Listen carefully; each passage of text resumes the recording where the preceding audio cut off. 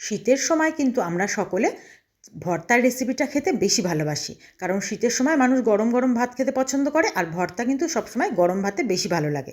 নমস্কার বন্ধুরা, রসনালয়ে আপনাদের অনেক স্বাগত। আজ আমি আপনাদের সঙ্গে শেয়ার করব চিংড়ি মাছ ভর্তার রেসিপি বা চিংড়ি মাছ বাটার রেসিপি। তো চলুন শুরু করি।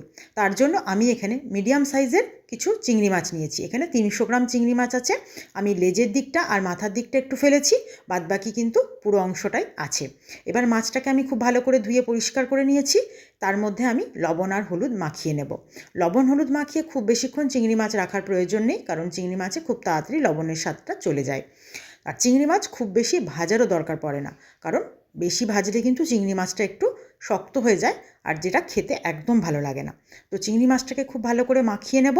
নিয়ে বেশিক্ষণ না, মিনিট 5 রেখে আমি সরাসরি কড়াইয়ে তেল গরম করে মাছটা ভেজে নেব। এই রেসিপি কিন্তু সবসময় চেষ্টা করবেন গরম গরম ভাতের সাথে খাওয়ার, তাতে কিন্তু আপনাদের বেশি ভালো লাগবে। এবার আমি কড়াইয়ে প্রথমে অল্প সর্ষের তেল গরম করব, কারণ চিংড়ি মাছ ভাজার মতন।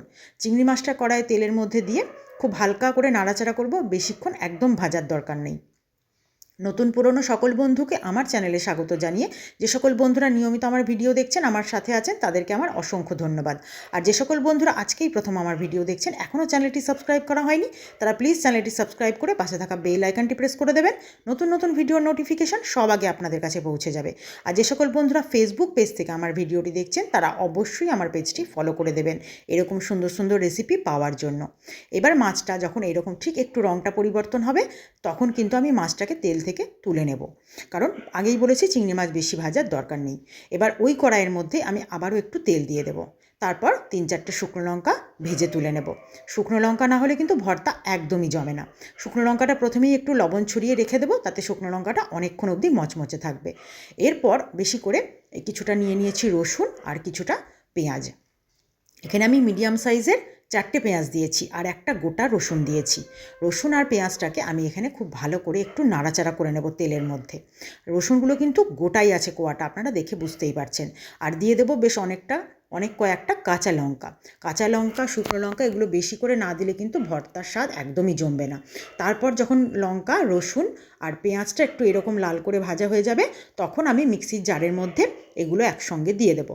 আপনারা চাইলে কিন্তু এটা শিলনোড়াতেও বেটে নিতে পারেন, তাতে কিন্তু ভর্তার স্বাদ মনে হয় আরেকটু বেশি ভালো হবে। আমরা সময় কম থাকায় হাতে একটু মিক্সির জারটাকেই ব্যবহার করি এখন সব সময়। তবে যে কোনো ভর্তা কিন্তু শিলনোড়ায় বাটলে একটু বেশি স্বাদ ভালো হয়। এবার পুরো পেঁয়াজ, রসুন, কাঁচা লঙ্কাটা আমি দিয়ে দেবো মিক্সির জারের মধ্যে। তারপর ভেজে রাখা চিংড়ি মাছগুলো সব একসঙ্গে ওর মধ্যে দিয়ে দেব। আর যে শুকনো লঙ্কাটা ভেজে তুলে রেখেছি, শুকনো লঙ্কাও আমি এর মধ্যে দিয়ে দেব। শুকনো লঙ্কা 2টো দেব, দিয়ে তারপর মিক্সির জারটা বন্ধ করে আমি একটু পেস্ট করে নেব।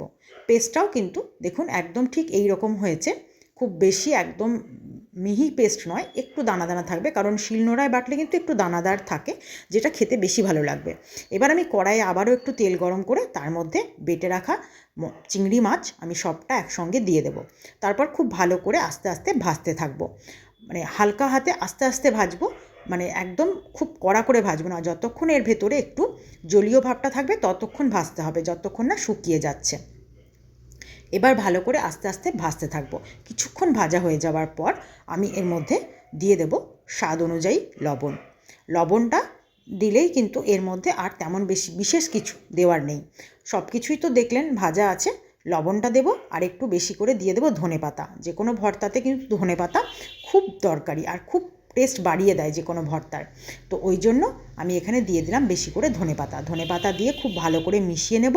আর মেশানো হয়ে গেলে আমার রেডি হয়ে গেল চিংড়ি মাছ ভর্তা। এটা কিন্তু গরম ভাতের সঙ্গে জমে যায়, মানে এটা নিয়ে বসলে আপনার গরম ভাতে আর কিছুই লাগবে না।